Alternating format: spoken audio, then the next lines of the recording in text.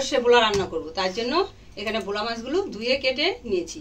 এখন মাছ মাখানোর জন্য আমি এখানে হলুদ গুঁড়ো দিলাম সামান্য পরিমাণে, মাছটা যাতে লাল লাল হয় তার জন্য একটু লঙ্কার গুঁড়ো ছড়িয়ে দিলাম, তারপর সামান্য পরিমাণে নুন দিলাম।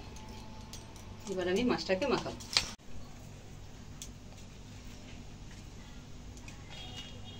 এইভাবে করে মাখিয়ে নেব, সব মাছের গায়ে মশলা মাখিয়ে সুন্দর করে মাখিয়ে নেব।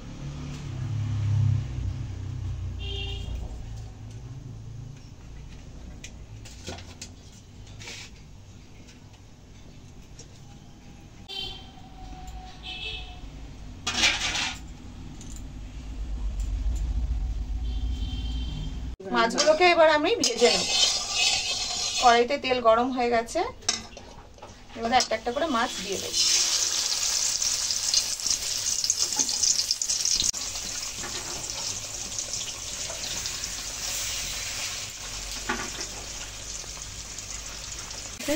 এবার মাছগুলো তুলে নিচ্ছি।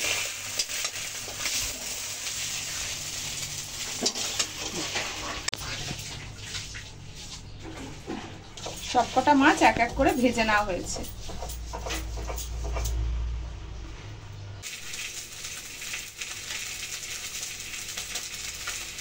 জন্য এই যে এতটা সর্ষে নিয়ে নিয়েছি, আর এই যে কাঁচা লঙ্কা, রসুন, আদা। এখন আমি এটাকে বেটে নেব। সর্ষে বাটাতে সামান্য পরিমাণে নুন দিয়ে দিলাম। এবার সর্ষেটা বেটে নেব।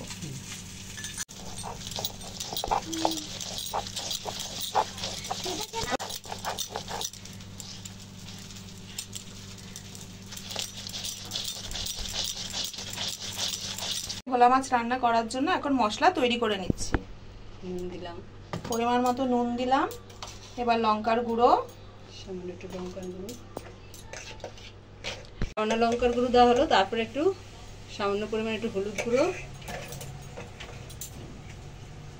তারপরে দেওয়া হলো একটু জিরের গুঁড়ো।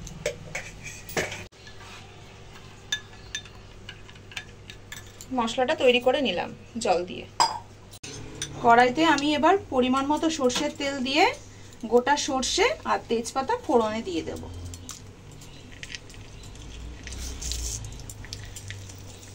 এবার আমি করে রাখা মশলার মিশ্রণটা তেলের মধ্যে দিয়ে দেব। মশলাটা ভালোভাবে কষিয়ে নেব যতক্ষণ না মশলা দিয়ে তেলটা ছেড়ে। আমার কষে গেছে, এবার সর্ষে বাটাটা দিয়ে দিচ্ছি। নুন, কাঁচা লঙ্কা, আদা কুচি দিয়ে আমি কালো সর্ষে আর সাদা সর্ষে বেটে নিয়েছি। এই মিশ্রণটা এবার আমি দিয়ে দিচ্ছি। এবার দিয়ে বেশ কিছুক্ষণ মশলার সাথে কষিয়ে নেব।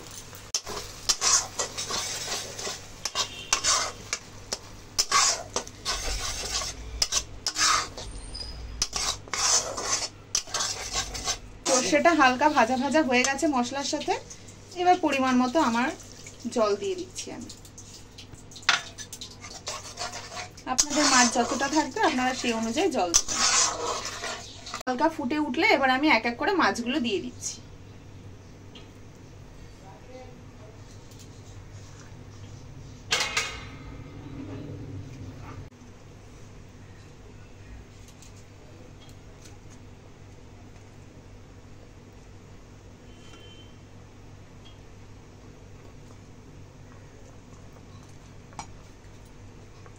এবার ঝোলের সাথে আমি এপিট ওপিট করে মাছগুলোর সাথে ভালোভাবে মাখিয়ে নেব ঝোলটা। সামান্য পরিমাণে আমি একটু মিষ্টি দিয়ে দিচ্ছি। এবার চেরা কাঁচা লঙ্কা দিয়ে দিচ্ছি। কাঁচা লঙ্কার গন্ধটা সরষের সাথে বেশ ভালোই লাগে।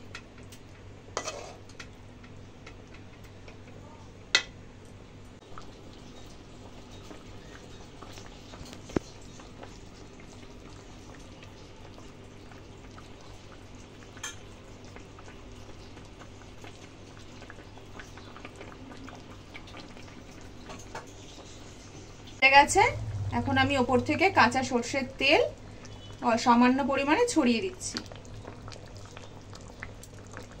এবার আমি সাজানোর জন্য বাড়ির গাছের চেরি টমেটো ওপর থেকে দিয়ে দিলাম।